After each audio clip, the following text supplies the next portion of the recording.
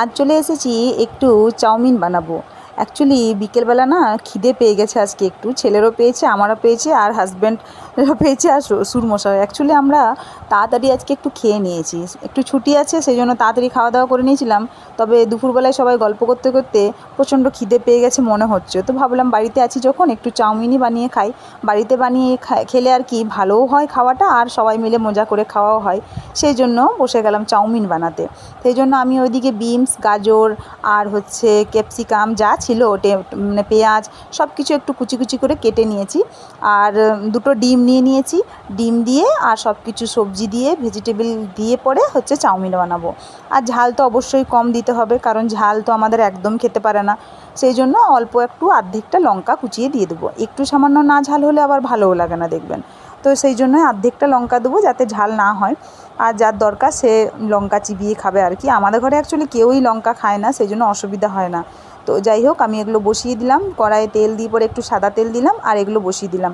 হালকা করে ভাজবো আর হচ্ছে ডিমগুলো দিয়ে দেবো একসাথে ভেজে। আর চাউমিনটা আগেই আমি তুলে রেখে দিয়েছি, মানে একটু সামান্য সেদ্ধ করে।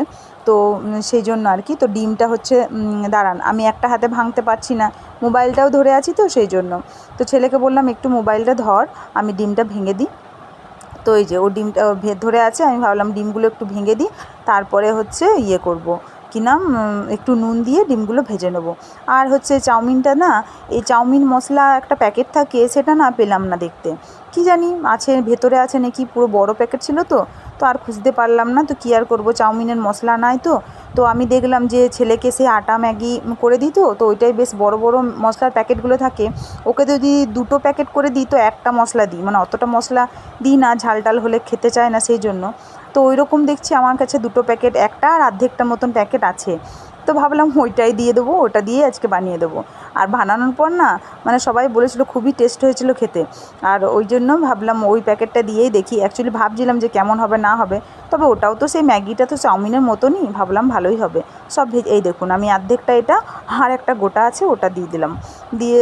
দিয়ে পরে সব কিছু মিক্সড করে নিয়ে তারপরে চাউমিনটা দেবো। আর সামান্য একটু লঙ্কা দিলাম। আর হচ্ছে পুরো ভাজা ভাজা করে নিলাম। খুবই সুন্দর হয়েছে দেখতে, আর খেতে এত ভালো হয়েছিল, এখনই দেখতে লোভনীয় লাগছে। আর প্রচণ্ড খিদে পেয়েছে তো, তাই জন্য মনে হচ্ছে যে এরকমই একটু তুলে খেয়ে নিই। কী জানি আজকে এত খিদে পেলো কেন বুঝতে পারছি না। আর এই যে চাউমিনটা হচ্ছে পুরো আগে দিয়ে দিয়েছিলাম, একটু ধুয়ে রেখে দিয়েছিলাম, তাহলে আর কি লাগা লাগা হবে না। বেশ ভালো হয়েছে একদম, আর নরমই হয়েছে, মানে একদম শক্ত রাখিনি। শ্বশুরমশাইও খাবে, আমরাও খাবো, আর আমাদের অত শক্তটা ভালোও লাগে না। কিন্তু একদম মাখা মাখা হয়ে গেলে দেখবেন চাউমিনটাও খেতে ভালো লাগে না। এই যে তৈরি হয়ে গেছে আমার চাউমিন, নর্মাল চাউমিন একদম ঘরের, খুবই টেস্টি হয়েছিল খেতে। চলুন সবাইকে ভাগ করে দিয়ে দেখ। আর এই যে আমি হচ্ছে এই যে রেসুকে ওখানে দিয়েছি, এখানে বাবা খাচ্ছে।